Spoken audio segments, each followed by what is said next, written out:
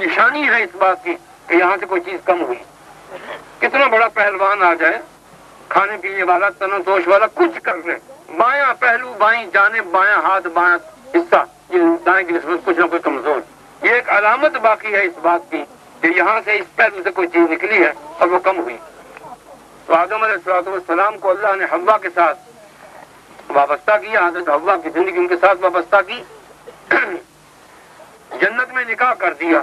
لیکن اولاد کے لیے، کھانے پینے، دنیا کی غذا کھانے پینے کے لیے، بول براز پیشاب پخانے کے لیے، اور جو عوارض، جو حالات مرد عورت کو طاری ہوتے ہیں آپس میں ملنے کے بعد، پیشاب ہے، عورت کے ایام ہے، مرد کا عورت کا غسل ہے، یہ کام جنت میں ہونے کا نہیں تھا.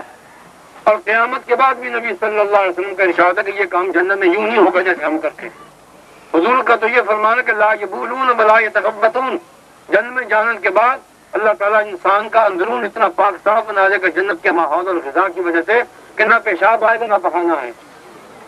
حتیٰ ولا یمتخطون، ناک کی سنک نہیں نکلے گی، کوئی بدبو نہیں جسم میں ہوگی، پیٹ میں کوئی گندگی غلاظت جمع نہیں ہو سکے گی، بلکہ اللہ کے حکم سے جنت کی غذا کھانے کے بعد جزو بدن بنے گی اور ایک حسین و جمیل بڑا خوبصورت سا خوشبودار ڈکار آئے گا جو ساری غذا کے حل ہو جانے کا، تحلیل ہو جانے کا پیغام ہوگا.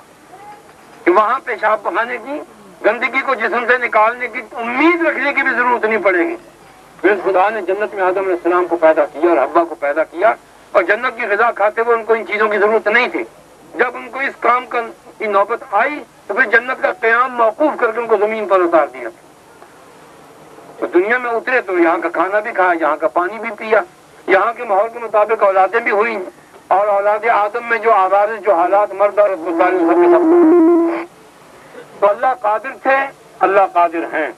وہ بغیر بیوی خامن کے بھی اولاد انسان کو پیدا کر سکتے تھے، لیکن اللہ نے اپنی قدرت سے اپنی منشا کا اظہار فرمایا اور انسان کو بتایا کہ میری خواہش، اللہ کا ارادہ، اس کا منشا، اس کی پسند یہ ہے کہ آدمی کی اولاد، بلکہ تمام جانداروں کی اولاد جوڑے ملنے سے ہو. من کل زوجین اثنین، فرماتے ہیں میں نے ہر چیز سے جوڑا بنایا. کسی کو سمجھ میں آ جاتا، کسی کو نہیں سمجھ میں آتا. تو آدمی کا جوڑا سب سے افضل ہے. تمام مخلوقات میں انسانی مخلوق افضل ہے، تو ان کے لیے کام بھی وہ منتخب کیا، طریقہ وہ منتخب کیا جو سب سے بہتر تھا. کیونکہ اللہ کی شان، پیغمبر کی شان یہ ہے کہ اس کی طرف سے کوئی کام بے مقصد، فضول اور غلط تاثر دینے والا کبھی بتایا نہیں گیا، نہ سنایا گیا، نہ حکم دیا گیا. خدا تعالیٰ نے اور نبی نے جو بات کہی وہ بامانہ تھی، بامقصد تھی، اور زندگی کے ہر دور میں، ہر وقت میں مفید تھی. خدا تعالیٰ چاہتے تو جنت سے بڑے بڑا انسان اتر سکتے تھے، یہ کروڑوں مخلوق پیدا ہو سکتی، پلی پلائی جنت سے نازل ہو سکتی تھی، لیکن نہیں. آدم علیہ السلام کو بیوی عطا کی، ان کی اولادوں کو آگے بیانے کا موقع دیا، اور آج تک ہم کروڑوں اربوں خربوں انسان پیدا ہو کر وقت گزار کر قبروں میں جا سوئے ہیں، اور یہی انسان قیامت تک چلیں گا، یہی کیوں قیامت کے بعد اٹھایا جانا ہے. ایک بات تو یہ، دوسری ساتھ یہ سمجھ لیں کہ کسی دور میں بھی کسی نبی کی شریعت ایسی نہیں گزری کہ جہاں بغیر نکاح کے اولاد پیدا کرنے کی اجازت دی گئی ہو. آدم علیہ السلام سے لے کر نبی کریم سب مل کر کہہ دیجیے صلی اللہ علیہ وسلم کی ذات گرامی تک، کسی نبی کی شریعت کے اندر بغیر نکاح کے میاں بیوی کے جیسے تعلقات قائم کرنے کی اجازت نہیں. جانوروں کو اجازت کی ضرورت نہیں، ان کو کھلی چھٹی ہے.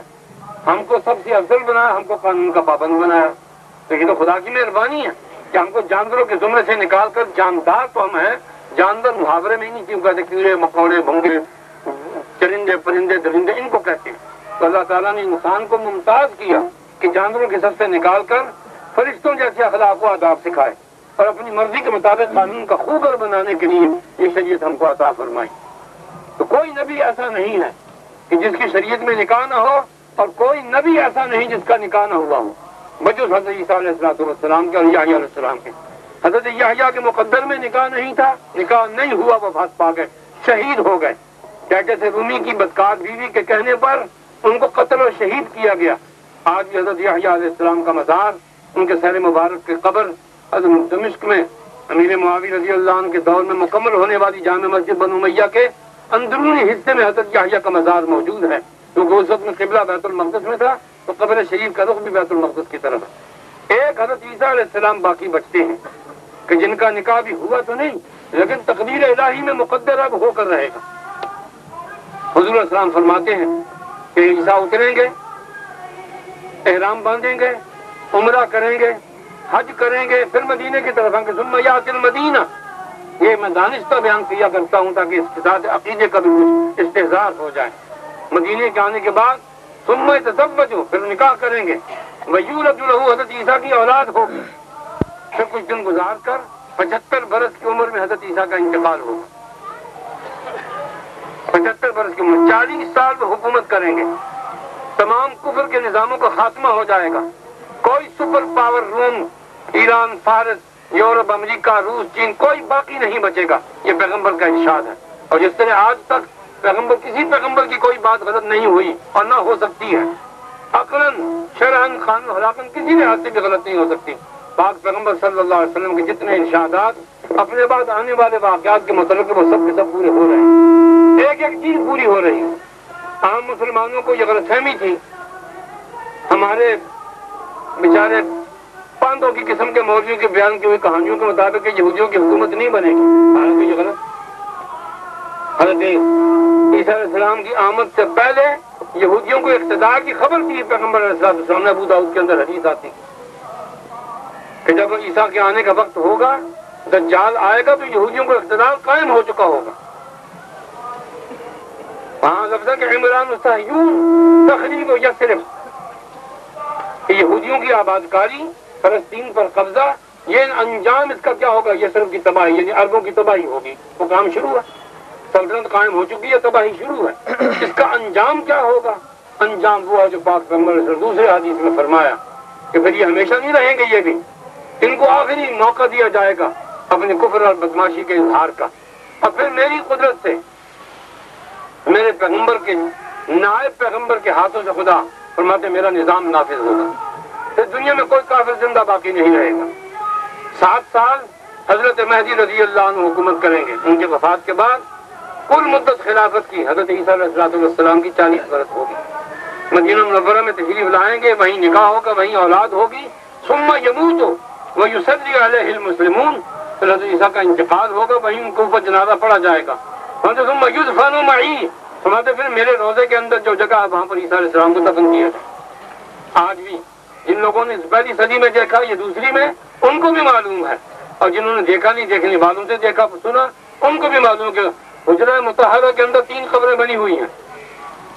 جس ماں کا حجرہ تھا سیدۃ نساء العالمین، افضل نساء العالمین، حبیب رب العالمین، صدیقہ بنت صدیق اکبر، عائشہ صدیقۃ الحمیرہ، سب کہہ دیجیے سلام اللہ علیہ۔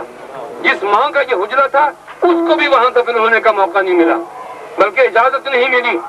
کہانیوں کو سنانے کا وقت نہیں، یہ پروپیگنڈا ہے، ہم نہیں مانتے، اس کو امت نہیں مانتی۔ کو فرقہ مانتا ہے تو مانے آسمان پر جائے، ایسی کی تیسی میں جائے۔ امت کا یہ عقیدہ ہے کہ اس حجرے کے اندر کل 4 قبریں ہوں گی۔ ایک روضہ ہے حضور کریم صلی اللہ علیہ وسلم کا، دوسری قبر مبارک صدیق اکبر کی، تیسری ہے فاروق اعظم کی۔ حضور پاک اور صدیق اکبر کے درمیان جگہ باقی ہے۔ پیغمبر کی حدیث ہے کنز العمال کے اندر کہ وہاں میرا بھائی عیسیٰ میرے ساتھ دفن ہو۔ ام المومنین بیٹھی تھی، حضور کی آخری عمر ہے، ایام ہیں بیماری کے،